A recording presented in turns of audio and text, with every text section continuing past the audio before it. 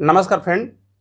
आज हम बात करने वाले हैं बिहार पुलिस कांस्टेबल के मेडिकल को लेकर के। आप जानते हैं अभी हाल फिलहाल में मेरिट आप लोगों का निकाल दिया गया है। मेरिट के बाद आप लोगों का जो पहला चरण होगा टेस्ट का वह मेडिकल होगा। और कई लोगों के मन में यह सवाल आते रहता है कि आखिर बिहार पुलिस के मेडिकल में होता क्या है। तो मैं आज यही बात करने वाला हूँ, आप लोगों का सारे डाउट क्लियर हो जाएंगे। अगर किसी को लगता है कि मैं चश्मा लगा सकता हूँ या नहीं लगा सकता हूँ, नौकरी में छाटेगा या नहीं छाटेगा, फ्लैट फूड में छाटेगा या नहीं छाटेगा, आँख कान जांच क्या क्या जांच होते हैं, ये सारी चीज़ें मैं आप लोग को इस वीडियो में बात करने वाला हूं। यह जो मैं वीडियो बना रहा हूं फ्रेंड, वह मेरे एक भैया ही हैं जो बिहार पुलिस में हैं। उनसे मैं बात करने के बाद बना रहा हूं। बहुत दिनों से वो बिहार पुलिस में है और उनका काफ़ी अच्छा अनुभव रहा है इस क्षेत्र को लेकर के। और मैंने भी मेडिकल दिया है, तो उस आधार पर मैं आप लोग को जो भी जानकारी दूंगा बिल्कुल सटीक जानकारी दूंगा।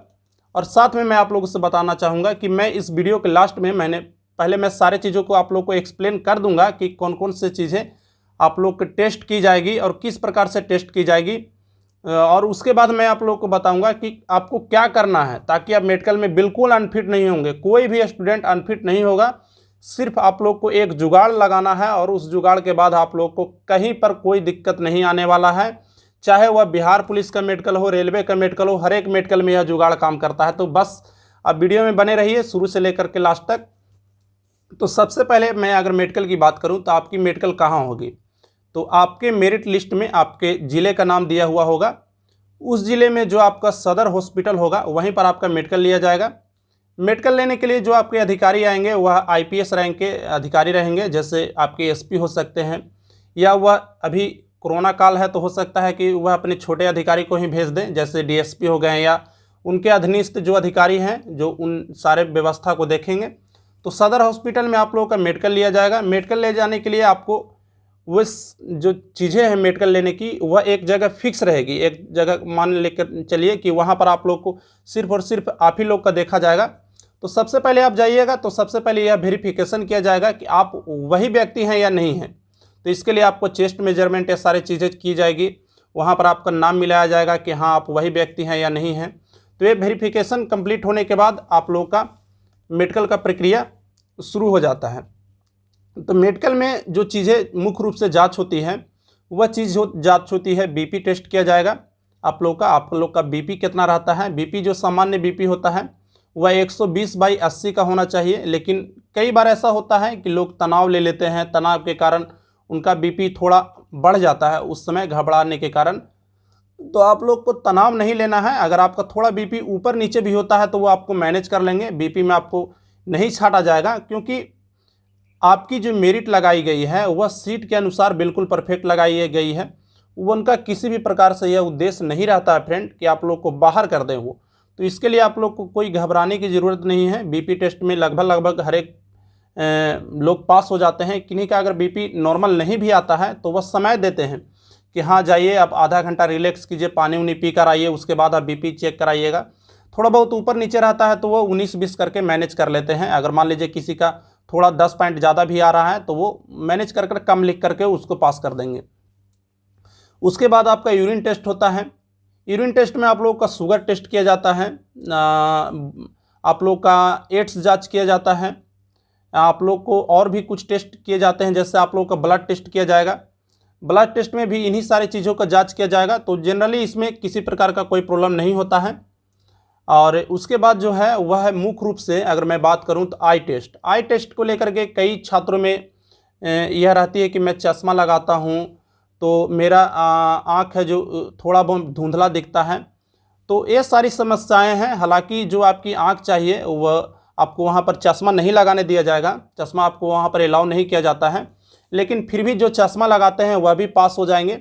मैं आप लोग को बताऊंगा कैसे पास होना है। जैसे आँख टेस्ट में क्या क्या जाता है, मैंने आप लोग को पहले बता देता हूँ आँख टेस्ट में क्या क्या किया जाता है।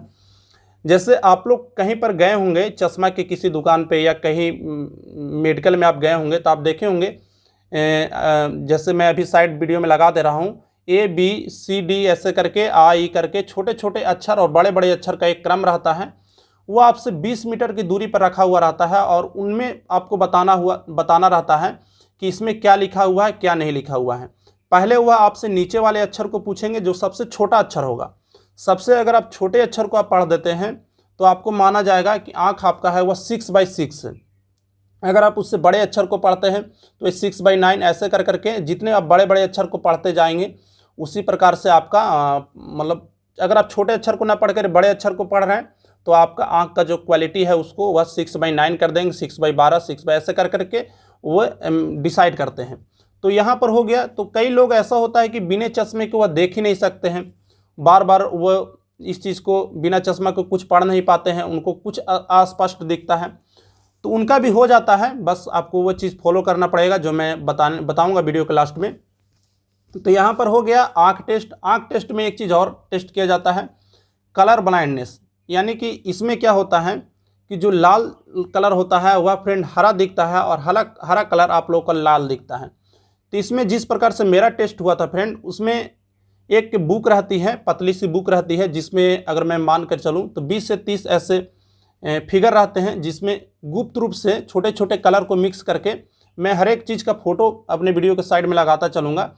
तो उसमें आपको देखना होता है कि इसके बीच में क्या है। अगर आप उसको स्पष्ट रूप से देखते हैं तो आपको कलर ब्लाइंडनेस में फिट मान लिया जाता है। और मेरा एक दोस्त था, वह भी कलर ब्लाइंडनेस में अनफिट था, लेकिन फिर भी वह उसको कलर ब्लाइंडनेस में फिट किया गया। तो ये सारी चीज़ें मैं बताऊँगा कैसे होता है वो।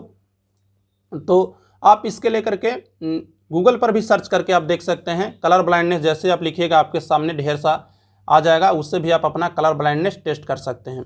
तो यह हो गई आँख की जांच। उसके बाद आप लोग का कान और नाक जांच किया जाता है। कान में आपका जांच किया जाता है कि कान आपका सही है या नहीं है, कान कहीं बह तो नहीं रहा है, वो चीज़ आप लोग को जांच किया जाएगा। आप लोग का नाक जांच किया जाएगा। साथ में आपका मुंह थोड़ा सा आपको हो सकता है टॉर्च बार कर आपका मुंह में भी देखा जाए। उसके बाद होता है फ्रेंड एक्सरे। आप लोग को एक्सरे लिया जाएगा फ्रेंड, आप लोग का चेस्ट का एक्सरे लिया जाएगा। एक्सरे लेते वक्त आप लोग को कहा जाएगा कि आप अपनी सांसों को रोक लीजिए और ऐसे खड़ा करा दिया जाएगा, और ऐसे खड़ा कराकर आपके आगे से आपका एक्सरे निकाल लिया जाएगा। तो यह बिल्कुल नॉर्मल प्रक्रिया होती है, जिसमें सभी बच्चे लगभग पास कर जाते हैं। उसके बाद जो अगली प्रक्रिया है फ्रेंड, वह है ईसीजी का, जिसको इलेक्ट्रोकार्डियोग्राफ माना जाता है। तो इसमें आपको बहुत से छात्रों को इसमें प्रॉब्लम आती है, वह इसमें कंप्लीट पास नहीं हो पाते हैं। लेकिन फिर भी अगर मान लीजिए कि ईसीजी आपका नॉर्मल नहीं आता है, तो एक बार अगर मान लीजिए ईसीजी आपका नॉर्मल नहीं आया, तो पहले तो जो ईसीजी कर रहे हैं वही आपके दूसरा ईसीजी कर देंगे उसी वक्त उस ईसीजी को फाड़ करके। या फिर यह हो सकता है कि आप डॉक्टर के पास जाएं तो डॉक्टर फिर आपको ईसीजी करने के लिए भेज दे कि जाइए आप फिर से ईसीजी करवा के आइए। तो वहाँ पर आप लोग को यह प्रक्रिया होगी। ईसीजी हर एक लगभग जितने भी मेडिकल होते हैं वे सारे मेडिकल में लगभग जाँच किए जाते हैं। ईसीजी के बाद आपका होता है फ्लैट फुट। फ्लैट फुट में क्या होता है कि किसी का पैर होता है वो बिल्कुल ऐसे फ्लैट होता है, तो वैसे फ्लैट फुट वाले को वो मान लीजिए अपने सिलेक्शन के दायरे से बाहर कर देते हैं। फ्लैट फुट के लेकर के अगर बात करूं फ्रेंड, अगर आपके पास अभी समय है जब मैं ये वीडियो बना रहा हूं, तो उसमें आप क्या कर सकते हैं, कोई बेलनाकार सामान जैसे आप बोतल रख सकते हैं या और भी कोई चीज़ ऐसे रख करके आप उस पर पैर ऐसे दे के पैर से उसको ऐसे मान लीजिए बोतल रख लीजिए और उसको ऐसे ऐसे रगड़िए। इससे आपकी फ्लैट फुट की समस्या लगभग सोल्व हो सकती है। दूसरी जो बात है वह नोकनी को लेकर के है। कई लोगों का जो आप देखते होंगे पैर है वह बीच में सटता है, घुटना जहाँ पर होता है वहाँ पर उन लोगों का पैर ऐसे टकराता है, तो इसको नोकनी बोलते हैं। तो ये दो प्रकार से होता है, एक तो हो सकता है कि आपका पैर ऐसे टकराए, एक तो हो सकता है आपका पैर बहुत ज़्यादा फैला हुआ हो। तो दोनों कंडीशन है जो मेडिकल के लिए अनफिट मानी जाती है। दोनों कंडीशन में आप लोग को मेडिकल में अनफिट किया जाएगा, लेकिन ऐसा नहीं है, इसका भी समाधान है और हर एक चीज़ का समाधान है। तो इसका समाधान यह है फ्रेंड कि अभी आपके पास समय है, आप जब सोइए, चाहे दिन में सोइए रात में सोइए, जितना टाइम आप हो सके बीच में 1 से 2 तकिए को आप रख करके अपने पैर के बीच में सोइए। अगर आपको पैर ऐसे सट रहा है तो इससे आपकी समस्या दूर हो सकती है। ऐसा नहीं है कि कंप्लीट दूर ही हो जाएगी, लेकिन पूरा चांस बनता है कि आपकी समस्या इससे दूर हो सकती है।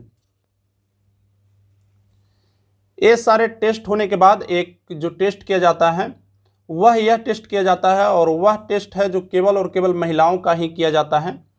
महिलाओं का एक टेस्ट किया जाता है प्रेगनेंसी टेस्ट। तो अगर कोई, अभी आप देख रहे होंगे एक न्यूज़ में भी आया था कि एक महिला थी जो प्रेगनेंसी के लेकर के, उनका प्रेगनेंसी नहीं था, मेडिकल रिपोर्ट में ऐसा आया, लेकिन जब वहाँ पर टेस्ट करने गए तो उनको प्रेगनेंसी पॉजिटिव घोषित कर दिया गया, यानी कि उनको गर्भवती घोषित कर दिया गया, तो इनके लेकर के उनकी बहाली प्रक्रिया रोक दी गई है। लेकिन वह इस मामले में अपना रिपोर्ट दर्ज किए हैं। तो प्रेगनेंसी टेस्ट महिलाओं का किया जाता है, ये एक स्पेशल टेस्ट होता है जो सिर्फ और सिर्फ महिलाओं का किया जाता है।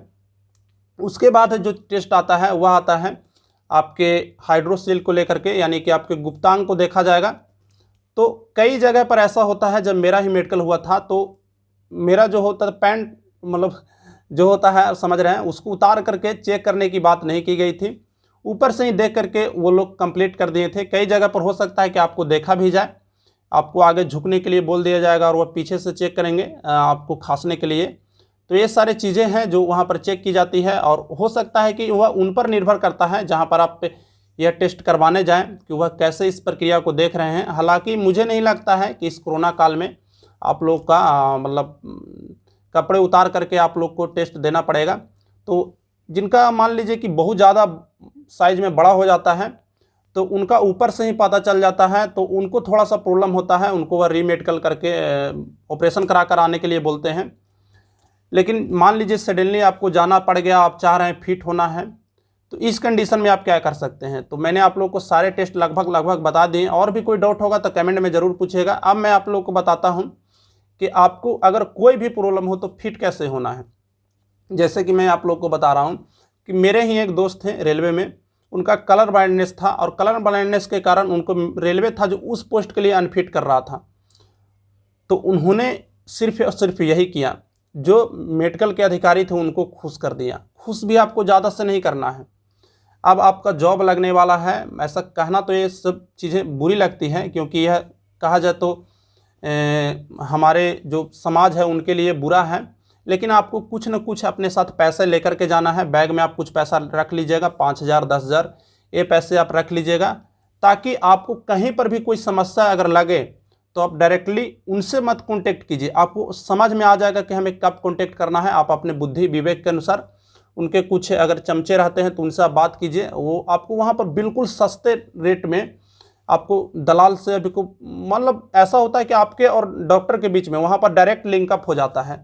तो इसके लेकर के आप उनको खुश थोड़ा बहुत कर दीजिए, 2-4 हज़ार दे करके। अगर सॉरी मैं बोलना नहीं चाह रहा हूँ ये चीज़ को, आप खुद समझिए, थोड़ा पैसा आप लेकर के जाइए।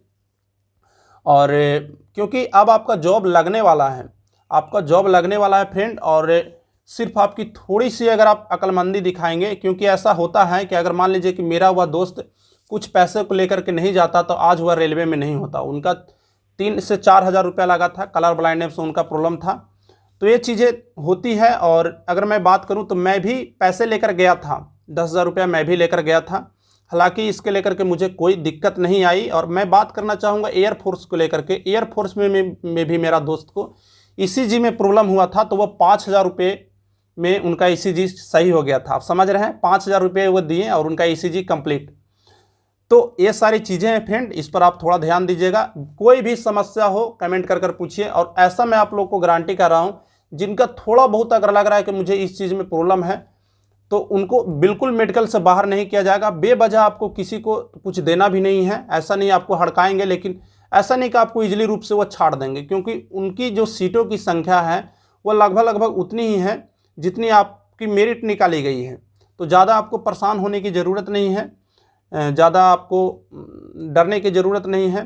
तो बस आज का वीडियो यहीं तक रहता है। जो भी जानकारी आपको पसंद आई है तो लाइक कीजिएगा।